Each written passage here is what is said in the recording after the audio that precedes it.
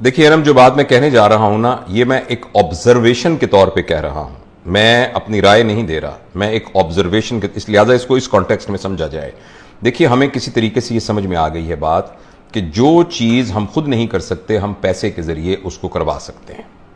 ये हमें समझ में आ गई। एक ज़माने में जब बेटी की शादी होती थी तो वो ये तारीफ़ ये क्या करते थे कि हमारी बेटी जो है खाने पकाने की बहुत माहिर है, बहुत सुगड़ है, इसने जो है वो ये खुद देखें स्वेटर इसने खुद बुन के दिया, ये दादा अबू को स्वेटर खुद बुन के दिया था, घर के सारे काम कर लेती है, जो शलवार में डालने वाले नाले हैं वो भी खुद बुन लेती है।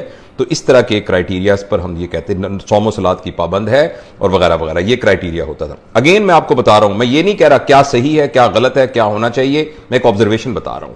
अच्छा, उसके बाद हमने ये सोचा कि ये जो घर में कपड़े धोने का काम है ये तो हम किसी माई से करवा सकते हैं। अगर हम ये जो हमने वो सिलाई कर, हमारा दिमाग खराब है, नाले 2 महीने लगा के 2 नाले बनाए, बाजार से मिल जाते हैं 10 रुपए के नाले, तो वहां से खरीद लेंगे, तो हम उन चीजों को आउटसोर्स कर। अच्छा, इसी तरीके से खाना खुद पकाने की क्या जरूरत है? जब आप बहुत ज्यादा पैसे कमाएंगे तो घर में खानसामा रख लीजिए, या आप ये कीजिए कि ऑनलाइन मंगवा लिया कि पैसे, आप एक टेलीफोन करेंगे तो आपके पास खाना आ जाएगा। ये हमारा माइंडसेट बन गया है कि हम हर चीज जो हम खुद कर सकते थे अब हम उसको आउटसोर्स कर सकते हैं। पेरेंटिंग के सिलसिले में भी समहाउ हमने यही सोचा कि जो मां की या बाप की जिम्मेदारी थी, मां बाप ने कहा हमारे पास तो पैसे हैं, हम तो इनको आउटसोर्स कर सकते हैं। अगर खाना मैं पकाता या पकाती और सब घर वाले दस्तरखान पर बैठ के खाते तो वो रिप्लेस हो जाएगा खानसामे के खाने से, मगर जो उसके साथ एक वैल्यू सिस्टम ट्रांसफर होता था वो इत्तेफाक से खानसामा या फूड पांडा आपको नहीं दे सकता। अच्छा, यही बात हमने पेरेंटिंग के सिलसिले में कर दी। मां बाप की तरबियत थी कि बच्चों को हमने पढ़ाना है, लिखाना है, तरबियत करनी है, सिखाना है, हमने वो आउटसोर्स कर दिया महंगे स्कूलों के पास। अच्छा, शाम को हमने बच्चों को गोद में लेके बैठ के तरबियत करनी थी, ये हमने आउटसोर्स कर दिया एकेडमीज के पास और ट्यूटर्स के पास। तीसरा, हमने बच्चों के साथ तफरीह करनी थी, तो हमने तफरीह के लिए उनको 1.5 लाख रुपए के ना छोटे छोटे अब्बू जी या अम्मी जी जिनका नाम मोबाइल फोन होता है या स्क्रीन, उनको ले दी कि बेटा ये हमने आउटसोर्स कर दिया, now this is your mama and this is your पापा। तो ये वो माइंडसेट है। अब तीनों चीजें हमने आउटसोर्स कर दी।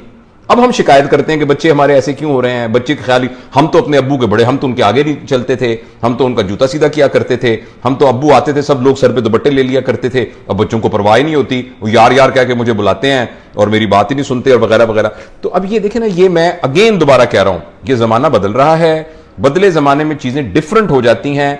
बहुत मुश्किल है ऑब्जेक्टिवली कहना कि वो अच्छा था या ये अच्छा है, लेकिन डिफरेंट है। लेकिन जब कुछ चीजें डिफरेंट होती हैं तो उसमें कुछ पॉजिटिव चीजें आ जाती हैं। बच्चे आपसे बहुत फ्रैंक हो गए हैं, बच्चे आपसे दिल की बात कर सकते हैं, बच्चे अपनी इंडिपेंडेंट फैसले कर सकते हैं, ये सब पॉजिटिव बातें हुई हैं। बच्चे अकेले मूव कर सकते हैं, जिंदगी का फैसला कर सकते हैं, ये पॉजिटिव बातें हुई हैं। नेगेटिव बातें हुई हैं कि ये इसकी कॉस्ट पर हुआ है कि आपके रिलेशनशिप वीक हो गए हैं, और रिलेशनशिप के वीक होने की वजह से मुआशरे के अंदर जो एक फैब्रिक होता है वैल्यू सिस्टम का, वो बहुत ज्यादा कमजोर हो गया है, और उसके कमजोर होने के बहुत सारे साइड इफेक्ट्स हुए हैं।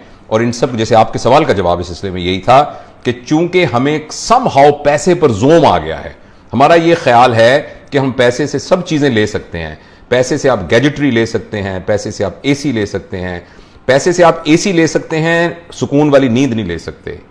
मेरी बात समझ रहे हैं ना? पैसे से आप आसानियां ले सकते हैं, आप खुशियां नहीं ले सकते।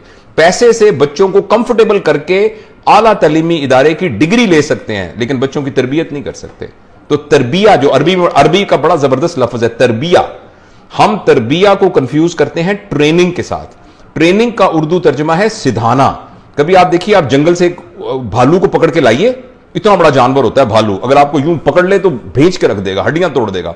उस भालू को ना आप एक स्टूल पे बिठा देते हैं, एक मदारी डुगडुगी बजा रहा होता है और वो स्टूल पर बैठ जाता है। एक बंदर को लेके आप तार के ऊपर स्टिक लेके डांस करना सिखा देते हैं, तोते से आप तोप चलाना सिखा देते हैं। इसको कहते हैं सिधाना, जिसको कहते हैं ट्रेनिंग। हम अपनी पेरेंटिंग को भी ट्रेनिंग समझ रहे हैं कि बच्चों को हम ऑपरेशन करना सिखा देंगे, वो डॉक्टर बन जाएगा, बहुत ज्यादा पैसे कमाएगा, उसको हम ये सिखा देंगे। ये सिधाना है, ट्रेन करना है। जो पेरेंटिंग है, पेरेंटिंग का मतलब है अंदर से वो चेंज हो जाए। मेरे नजदीक पेरेंटिंग का मतलब यह है कि एक शख्स अंदर से अपनी चॉइसेस के सिलसिले में बिल्कुल क्लीन हो जाए। जब अच्छाई और बुराई उसके सामने आए तो उसके अंदर इनर पावर इतनी हो कि वो अच्छाई को इख्तियार करे। जब वो अच्छाई को अच्छाई समझ के कर रहा हो, किसी बेनिफिट के तौर पे ना कर रहा हो। यह है तरबियत मेरे ख्याल में।